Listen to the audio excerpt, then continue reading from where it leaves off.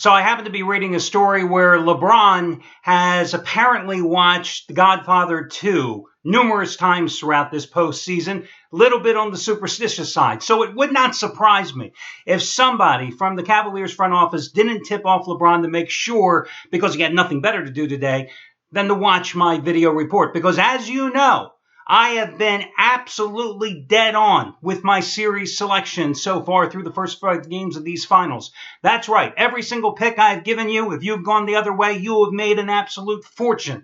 Game number 1, 15-dime best bet on the Cavaliers. Yeah, how did that turn out? And then, game 2, game 3, game 4, game 5, right here on the free pick video, I have uttered 4 little words. I liked somebody, and the other side has won. So, without further ado, I don't want to put off any more anticipation for this momentous event, and plus I don't want to take up too much of LeBron's time.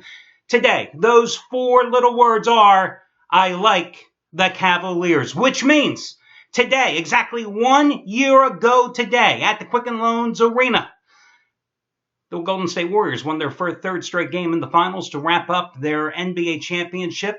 And that means they will probably do so again tonight. But I am still sticking to my guns, and I am going with the Cavaliers here.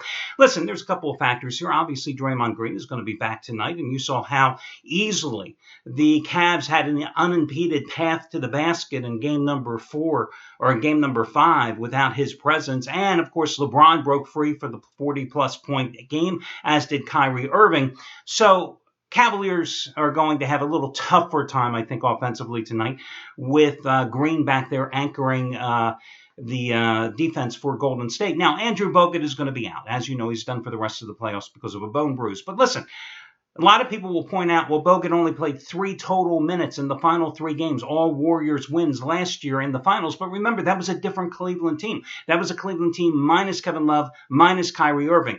Now, can the Cavaliers expect to get 40-plus point games again tonight from James and from Irving? No. Statistically speaking, the odds are certainly stacked against it. But I think it certainly is reasonable to get some type of contribution from Kevin Love, who returned to the starting lineup in game number 5, but was once again ineffective. And you're going to have to get some contributions from J.R. Smith and Tristan Thompson as well. But I think the Warriors are in a definitely tough spot here. You could say the Cavaliers are playing with confidence, but weren't they playing with confidence after their game 3 blowout, and then they choked down the stretch in game number 4? This has been such a wacky series, and as you know, the home teams have certainly been dominant throughout the postseason. However, we've had 2 straight road dogs win outright in the last 2 games in the series, but I say it's all cyclical, and I say the way to go is to go back and ride the home favorite. Remember, home favorites 4 games over 500 in round 1, 4 games over 500 in round number 2, went 10-3 versus the spread in the conference finals, covered the first 3 games of this finals with ease before the road dogs pulled off the upset wins the past 2 meetings. And I say the Cavaliers get the job done tonight, which means, again, the Warriors are going to wrap up the NBA Finals tonight.